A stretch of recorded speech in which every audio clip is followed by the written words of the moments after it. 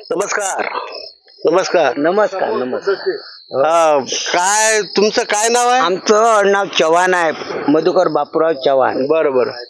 तर तुम्हाला आता ते तुम्ही काय मजुरी करता? मी मजुरी करतो. आणखी मजुरी म्हणजे काय काय करता? आता कापूस चेचतो, निंदण करतो, सबन काय करतो. पण हे जनावर अंगावर आले तर कास्तकार काय करणार आहे? तुमच्या घरी वावर आहे का? नाही आहे आपल्याला. नाही.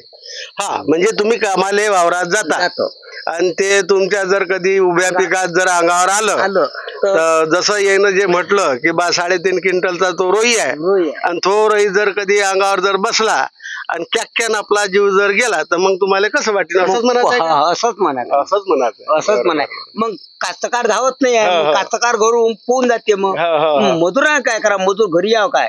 मग आम्ही फोटो कसे काय बरा? हा एक मोठा प्रश्न मांडला बरं तुम्ही. म्हणजे शेतकऱ्याचं तर ठीक आहे की त्याचं काही ना काही उत्पन्न येईनच, पण मजुरांना मग तो एक जीवाला जाईल. पण आम्हाला मग सरकार काही रुपये देत नाही आम्हाला.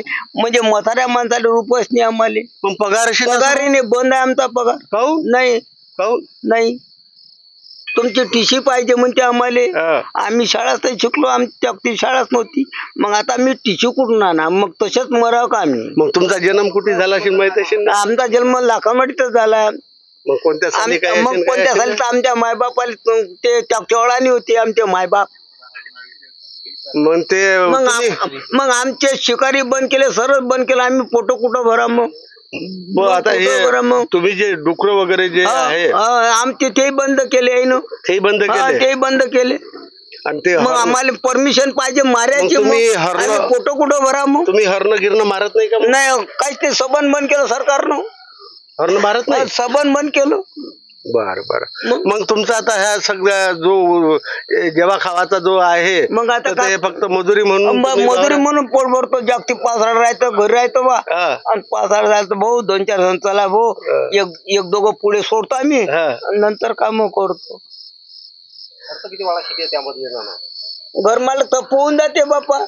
आमच्याजवळ थांबवत नाही, कोणता माणूस येत नाही. मग काय करावं? आम्ही मराव काय?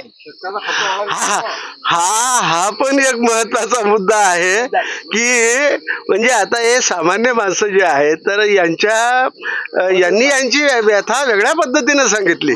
जशी आता प्रत्येकाची वेगवेगळी आहे व्यथा, तशी यांनी याची व्यथा सांगितली की बा आम्ही तर मजूर माणसं जाऊ.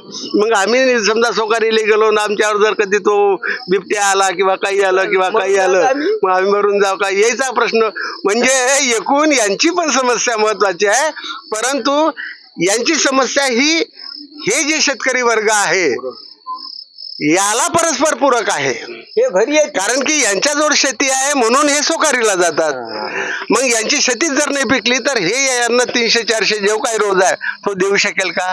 असे अनेक प्रश्न या महाराष्ट्राच्या